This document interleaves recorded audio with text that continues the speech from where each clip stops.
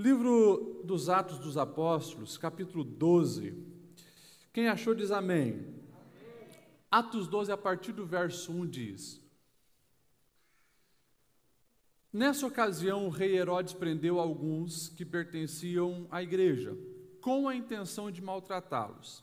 Mandou matar à espada Tiago, irmão de João, e vendo que isso agradava aos judeus, prosseguiu, prendendo também Pedro, durante a festa dos pães sem fermentos. Tendo preendido, lançou no cárcere, entregando para ser guardado por 4 escoltas de 4 soldados cada um.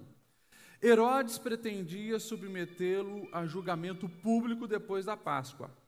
Pedro, então, ficou detido na prisão, mas a igreja orava intensamente a Deus por ele. E vou ler com vocês o verso 6, todos juntos, ali na versão que nós temos, então, no Data Show. 3, 2, 1.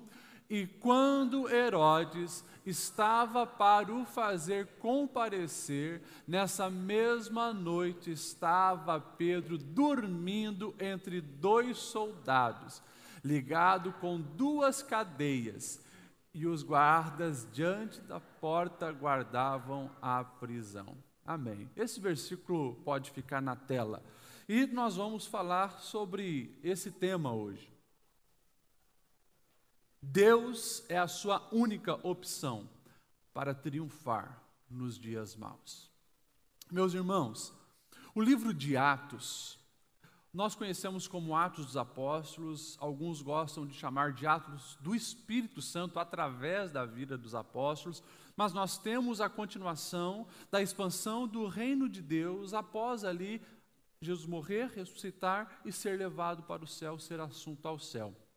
A igreja precisa agora dar continuidade à mensagem do seu mestre, a mensagem de Cristo. E nós sabemos que desde o início, aqueles que perseguiram Cristo, principalmente os religiosos judeus da época, eles continuam agora perseguindo de uma maneira intensa os seguidores de Cristo, a igreja de Cristo. E o texto que nós lemos, nós já estamos aqui no capítulo 12 de Atos, você vai ver que muita coisa aconteceu.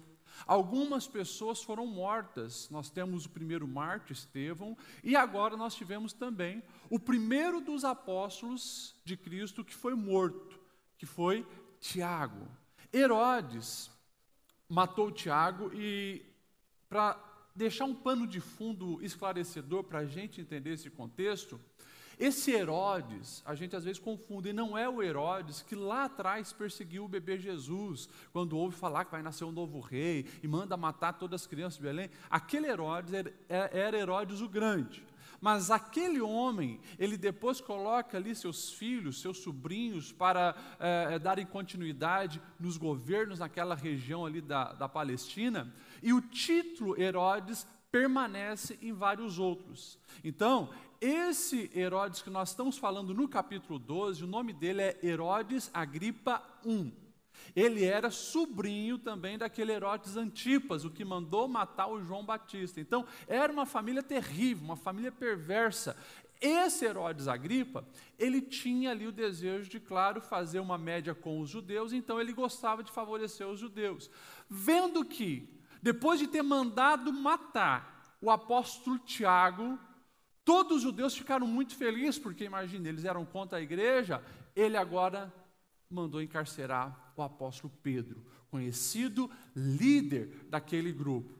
E daí a gente tem o relato de como isso aconteceu e algumas lições preciosas para nós enxergarmos a realidade da nossa vida também e entender que Deus, ele é a nossa única opção para triunfar nos dias maus. Nos dias maus você tem muitas outras opções. Nos dias maus você pode ter também a opção de nem acreditar em Deus. Você pode ter a opção de colocar sua fé em si mesmo, no seu potencial apenas. Você tem a opção de colocar o potencial em outra pessoa, fazer parcerias com outras pessoas, mas eu garanto para você, nesse conceito de triunfar de acordo com os propósitos que Deus tem para a nossa vida, a única opção é em Deus.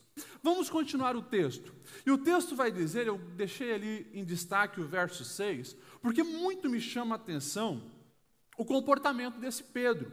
E ele tem muito a nos ensinar para que nós também venhamos nos dias maus, e os dias maus chegaram como humanidade, na coletividade, estamos passando, mas a preciosidade aqui para as nossas vidas. E o verso 6 traz a primeira delas. O verso 6, ele nos vai dizer que é possível descansar em Deus nos dias maus. Descansar em Deus nos dias maus. Eu não tinha conversado com o Nasa sobre a minha pregação, não tinha conversado com o pastor Aguiar sobre a pregação. O Espírito Santo, que é o Espírito Santo que coordenou a igreja lá, ele coordena também e continua guiando a sua igreja. O pastor Aguiar fez uma oração por gente que está cansada, porque nós, como pastores no gabinete, temos ouvido essa palavra o tempo inteiro. O pastor Nazareno escolheu ali para o repertório uma música que fala dessa confiança em Deus. E agora eu estou aqui pregando para você, dizendo, você tem em Deus uma opção excelente para viver uma vida em abundância. Ele é a única opção também para nos dias maus você conseguir acalmar o seu coração e descansar. O verso 6 vai dizer que Pedro, mesmo estando preso, e não era uma prisão qualquer, não era uma prisão, digamos assim, que era 2 toques para escapar. Você vai ver que era pelo menos 4 guarnições de 4 homens, o texto relata isso, e mais 2 que ficavam ali amarrados com ele, algemados com ele. 18 homens vigiando aquele apóstolo. Pedro, ele sabia que pela ótica humana, o destino dele no amanhã seria o mesmo do seu companheiro Tiago. Tiago já havia sido morto pelo mandado desse Herodes. Ele seria o próximo. E eu pergunto, como que Pedro consegue dormir, amarrado ali com outros soldados, sabendo que no outro dia ele iria morrer? Isso nos revela a confiança que um homem tem em Deus, que uma pessoa tem em Deus. Ele consegue descansar a sua alma, mesmo quando as circunstâncias ao redor são desfavoráveis, são angustiantes e são opressoras. Lá atrás nós já vamos ver nos Salmos esse discurso de Davi. Davi, ele vai dizer no Salmo 4, verso 8, em paz eu me deito e logo adormeço, pois tu, Senhor, é quem me faz viver em segurança. E daí você vai ver o contexto que essas falas eram ditas, esses versos eram escritos, era contexto de perseguição, era contexto de opressão. Você conseguiria dormir sendo caçado pela pessoa mais importante do seu país? Era como se o chefe das Forças Armadas colocasse a sua cabeça a leilão, oferecendo fortunas para quem te matasse. Você conseguiria dormir em paz? Davi conseguia. E Pedro agora, mesmo aquele que era o governador da sua região, tinha prendido para matar, ele conseguia dormir em paz. E isso aqui fala algumas coisas importantes para nós aprendermos. Porque isso aqui não é apenas um discurso religioso, não é apenas status de um líder da igreja primitiva, isso aqui fala de alguém que vivia o que pregava, alguém que tem plena confiança no Senhor. E isso aqui precisa também fazer parte da nossa vida. Porque todos nós estamos aqui cantando que não há ferrolho, não há porta, não há prova, não há nada que possa nos arrebatar da mão desse Deus. Que Deus é esse? É o Deus que dá ordem às estrelas, é o Deus que diz ao mar onde é o seu limite. A gente canta isso. E nós precisamos também aprender todos os dias a viver isso na nossa caminhada. É fácil? Não é fácil. Não é fácil. É um aprendizado constante e sempre. Algumas coisas eu olho para isso e me chama muita atenção. Porque nós estamos falando do mesmo personagem que há um tempo atrás, ele até tem fé para dar uns passos em cima da água quando Jesus o chama. Mas que também está olhando o tamanho das ondas, a força do vento. e tira a fé do Senhor, coloca a fé na circunstância e começa a afundar. Nós estamos falando desse Pedro, é a mesma pessoa. Nós estamos falando do mesmo Pedro que morria de medo, tanto que quando cercaram Jesus, lá no Getsemane, para o prender, na hora ele tira a espada para tentar se defender da sua maneira, porque estava com medo. Esse é o mesmo Pedro que tinha tanto medo de morrer, que quando ele está se aquecendo no fogo, ao seguir Jesus de longe, ele diz: não conheço. Por 3 vezes ele nega Jesus. Esse é o Pedro. Mas como que esse Pedro medroso se tornou num camarada que o próprio governador manda matá-lo, prendê-lo para matá-lo, e ele consegue agora descansar, ele consegue relaxar? Isso é o amadurecimento espiritual, aquilo que nós precisamos ter constantemente. Quanto mais experiência você tem com Deus, mais preparado você está para lidar com as adversidades da vida.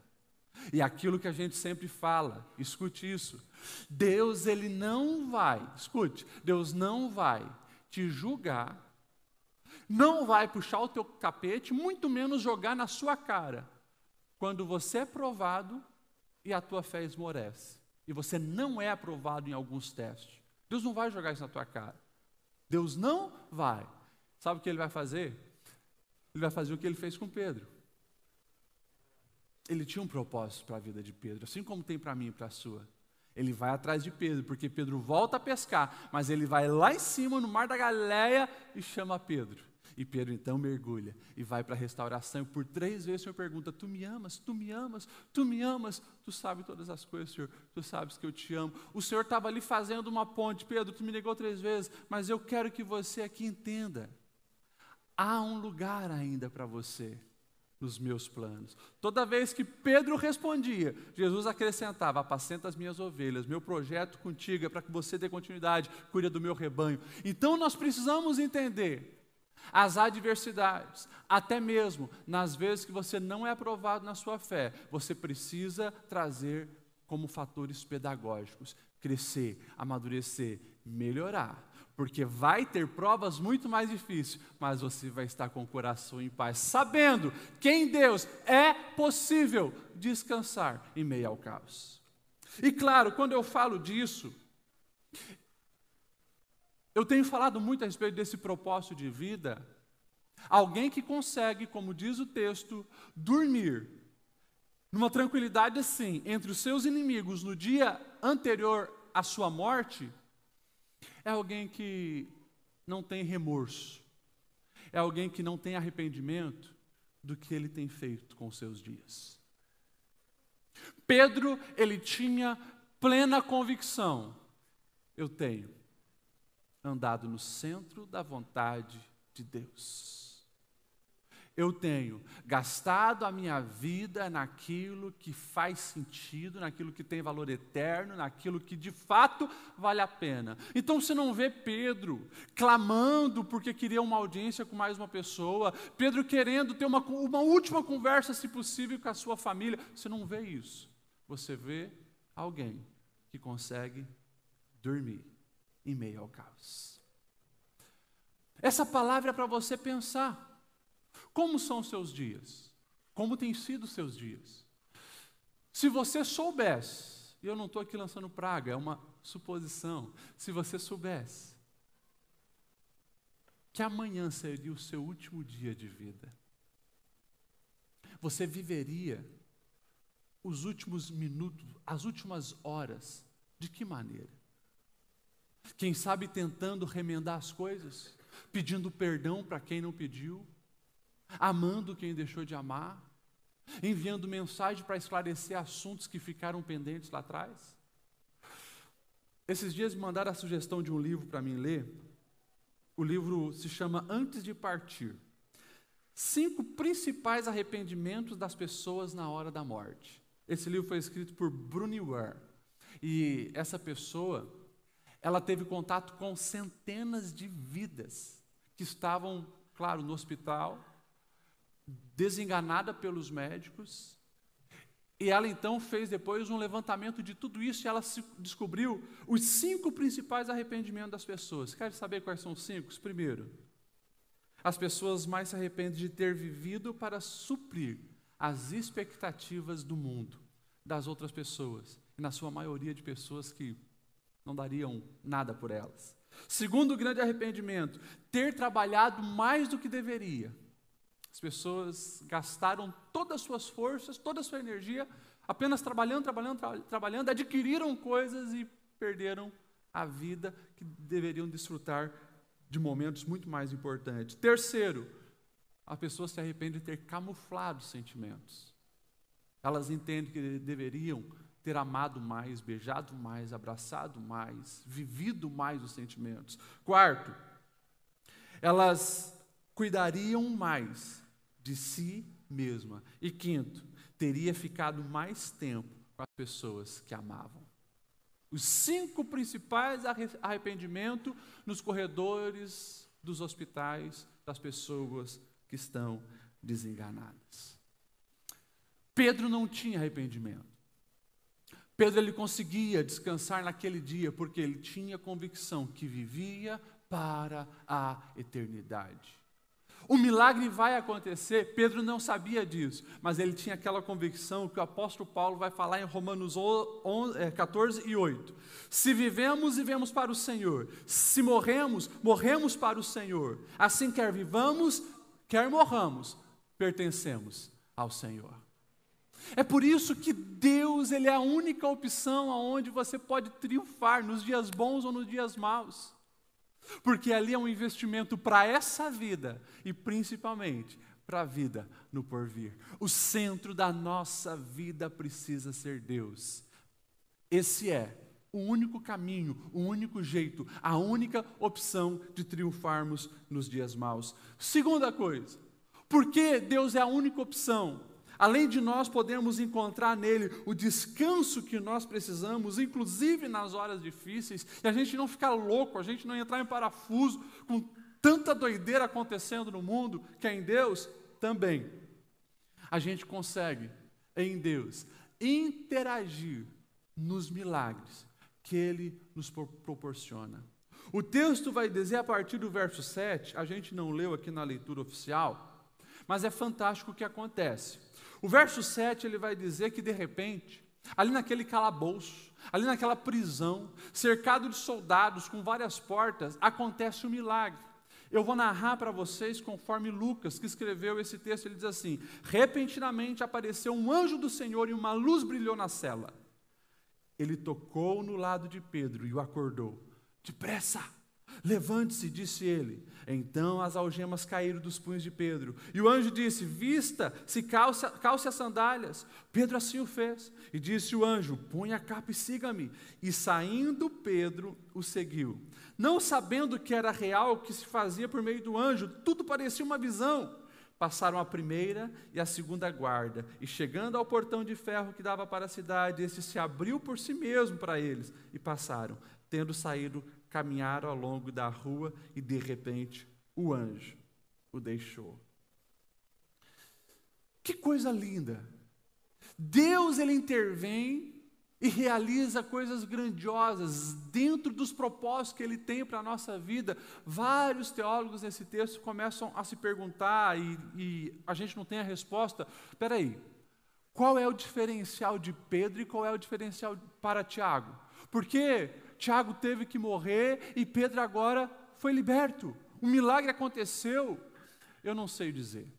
Eu sei dizer que Deus tem um propósito para cada um. E o propósito de Tiago foi cumprido.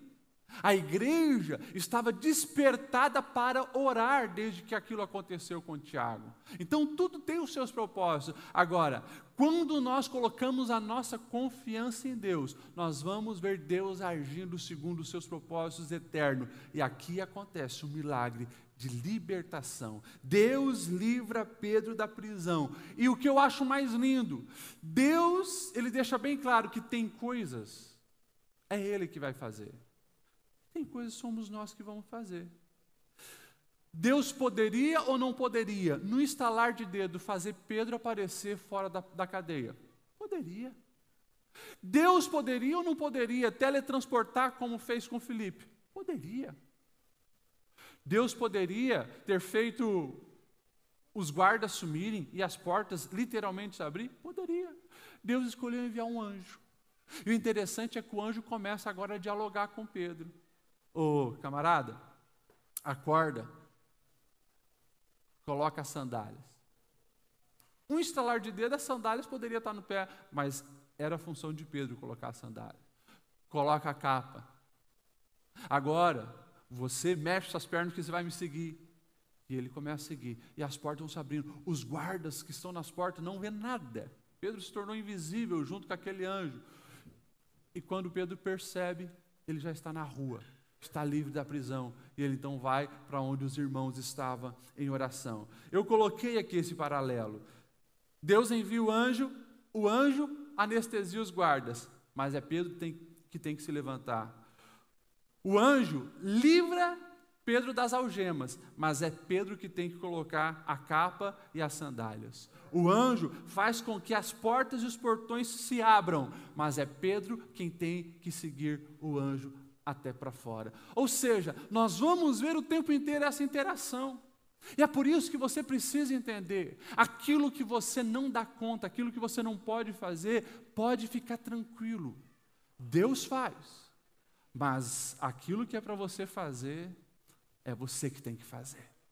É você que tem que orar, é você que tem que buscar, é você que tem que se aperfeiçoar, é você que tem que pedir perdão, é você que tem que falar que ama, é você que tem que trabalhar todos os dias. Vai fazendo a sua parte, mesmo em meio aos dias maus, e Deus vai fazendo a parte dele para te abençoar. Depois, deixa eu correr aqui.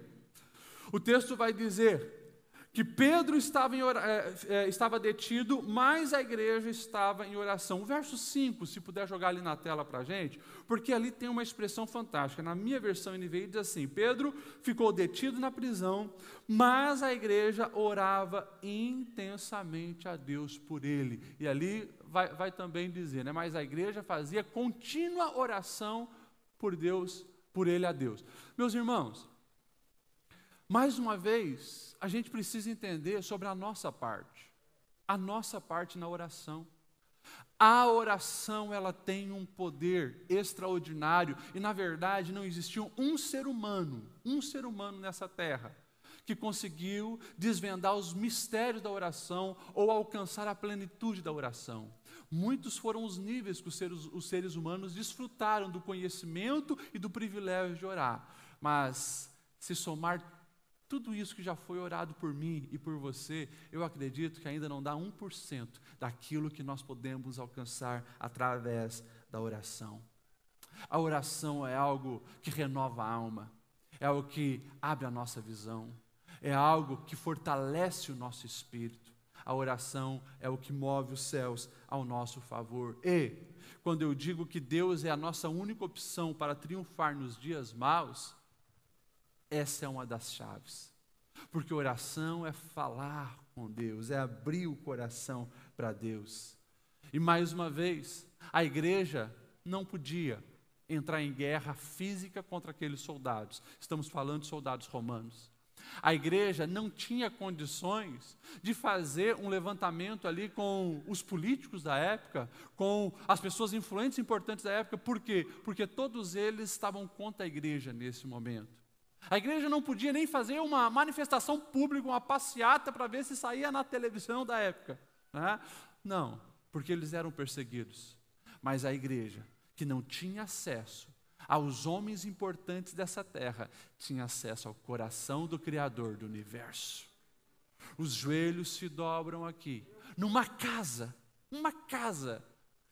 os quartos da casa devem estar cheios de pessoas orando. Mas aquelas orações eram verdadeiras. E as orações, elas eram contínuas. Na minha versão diz intensa. Deus, liberta Pedro. Deus, olha por Pedro. Deus, nós cremos no milagre. Deixa eu falar uma coisa para vocês.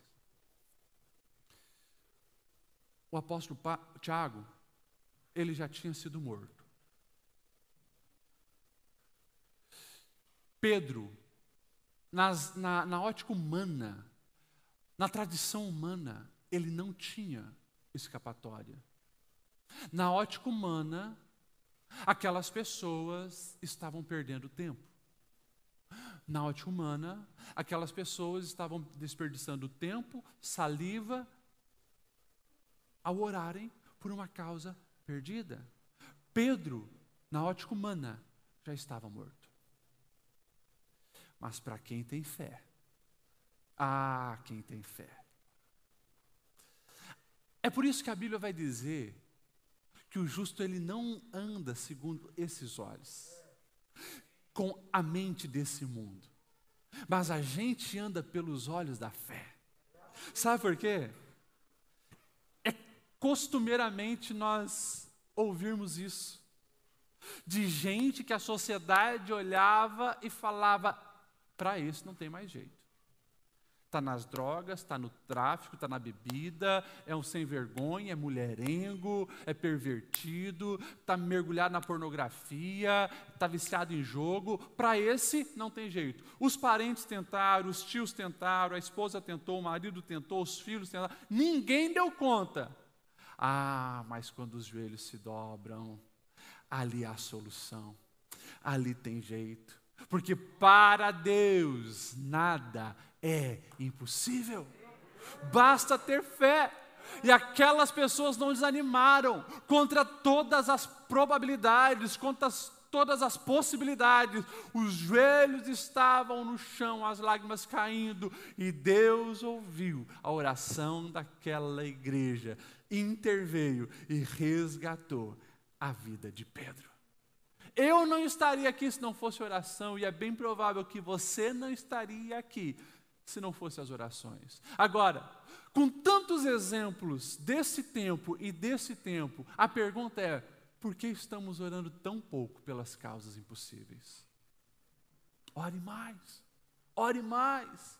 Eu preciso orar mais, você precisa orar mais, nós precisamos buscar mais a face de Deus, porque a oração, ela pode muito em seus efeitos. Aleluia. Não tem como falar muito aqui a respeito desse assunto de oração, mas eu quero deixar o texto de 1 Timóteo, capítulo 2, verso 1. Antes de tudo eu recomendo, façam súplicas, orações, intercessões e ações de graça por todos os homens. Ou seja, nós precisamos orar e orar mais. E eu quero liberar uma palavra para você que está aqui. Quem sabe você está aqui e chegou hoje angustiado. Porque, de acordo com a ótica humana, a sua vida financeira não tem mais jeito. Coloque isso em oração, Deus vai abrir uma porta. Quem sabe você chegou aqui angustiado com um filho que está perdido, perdido na imoralidade, perdido nas drogas, perdido com amizades prejudiciais. Ei, ore, ore, ore, porque é bem provável que ele já não dá mais ouvido para o que você fala, mas ele não consegue se livrar das suas orações. Isso faz toda a diferença. E para nós finalizarmos, quando nós colocamos Deus no lugar devido, e Ele é a nossa única opção para triunfar nos dias maus, aqueles que tentam nos prejudicar não são mais problemas nossos.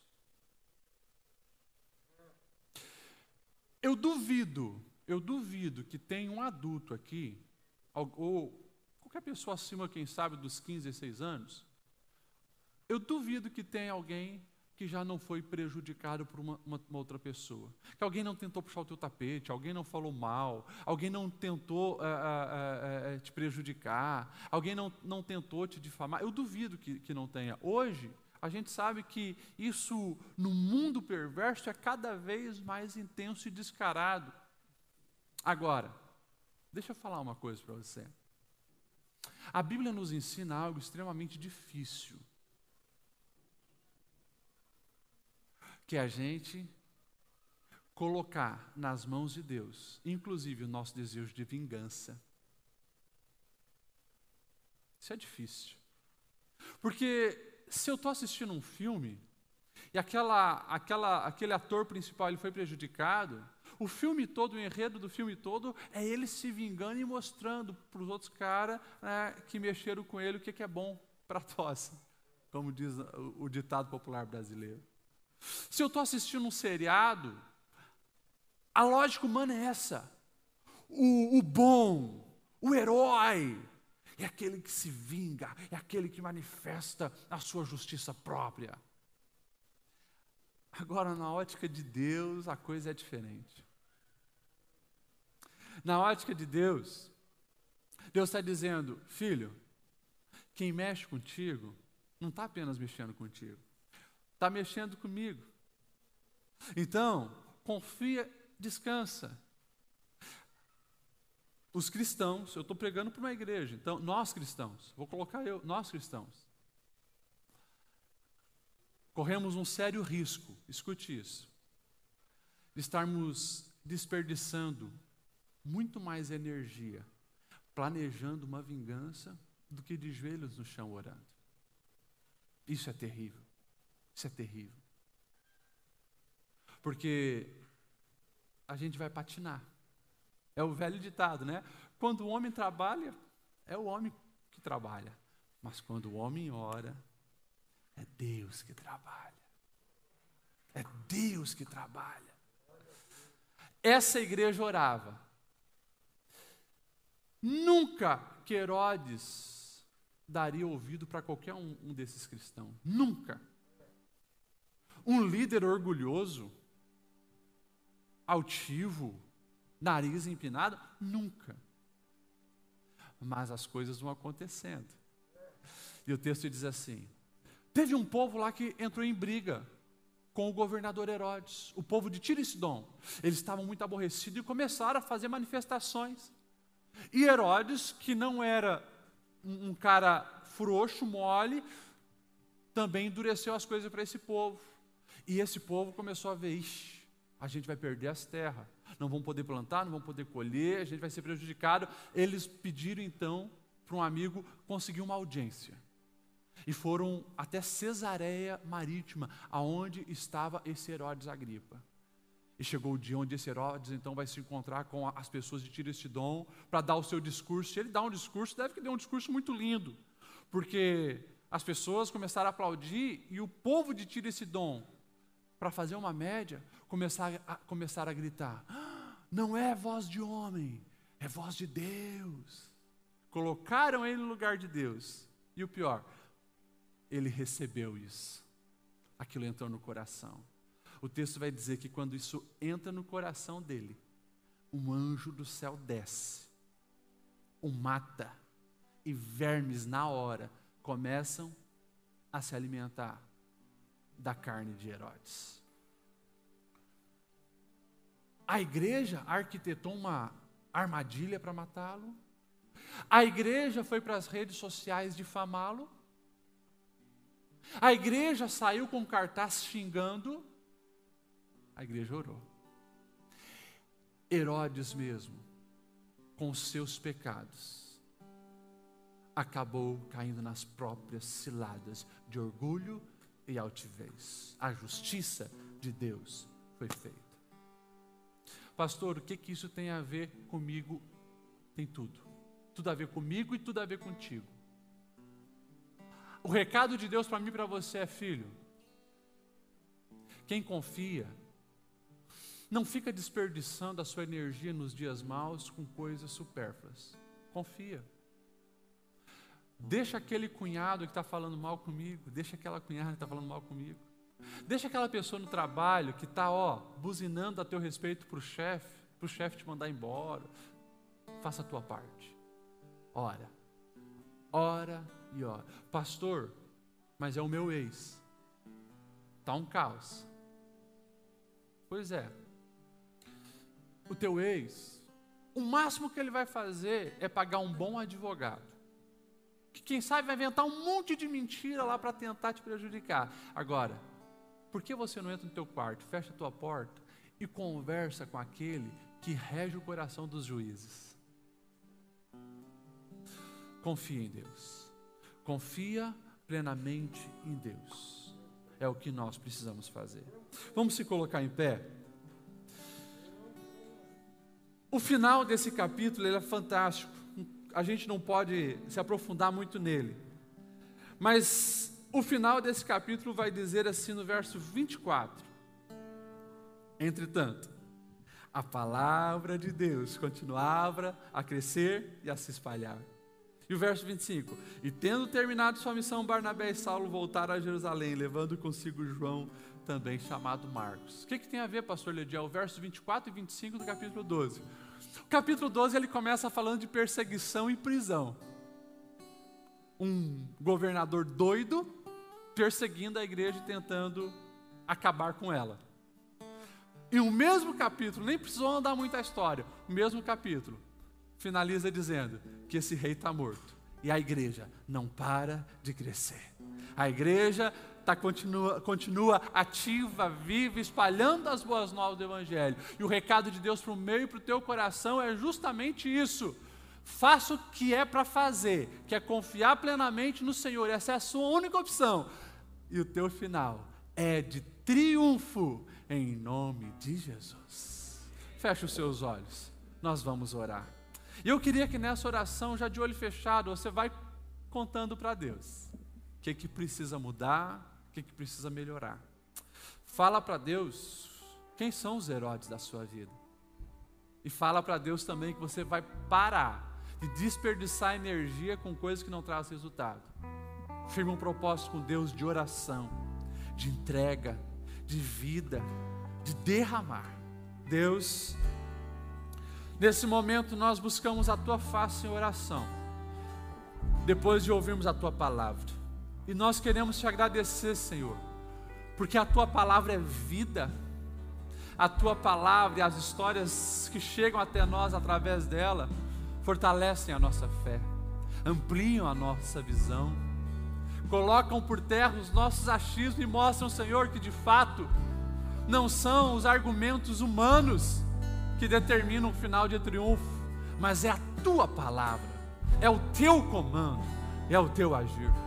Por isso que nós, Senhor, na nossa pequenez, o que nós podemos fazer é olhar para Ti e dizer que nós confiamos em Ti.